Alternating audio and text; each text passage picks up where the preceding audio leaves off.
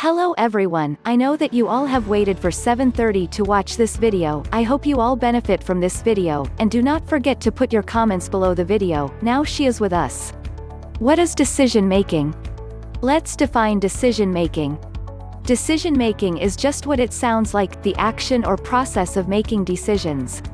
Sometimes we make logical decisions, but there are many times when we make emotional, irrational, and confusing choices.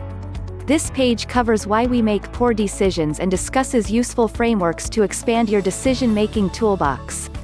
Why we make poor decisions. I like to think of myself as a rational person, but I'm not one. The good news is it's not just me, or you. We are all irrational. For a long time, researchers and economists believed that humans made logical, well-considered decisions.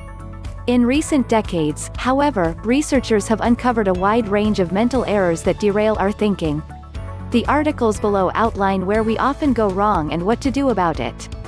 5 common mental errors that sway you from making good decisions. Let's talk about the mental errors that show up most frequently in our lives and break them down in easy-to-understand language.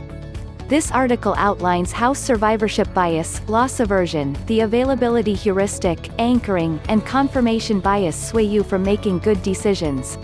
How to spot a common mental error that leads to misguided thinking. Hundreds of psychology studies have proven that we tend to overestimate the importance of events we can easily recall and underestimate the importance of events we have trouble recalling. Psychologists refer to this little brain mistake as an illusory correlation.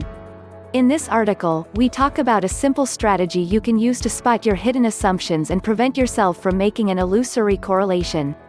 2 Harvard professors reveal one reason our brains love to procrastinate: we have a tendency to care too much about our present selves and not enough about our future selves.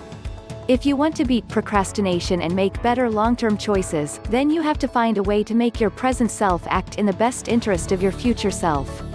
This article breaks down 3 simple ways to do just that. How to use mental models for smart decision making. The smartest way to improve your decision-making skills is to learn mental models. A mental model is a framework or theory that helps to explain why the world works the way it does. Each mental model is a concept that helps us make sense of the world and offers a way of looking at the problems of life. You can learn more about mental models, read how Nobel Prize-winning physicist Richard Feynman uses mental models, or browse a few of the most important mental models below.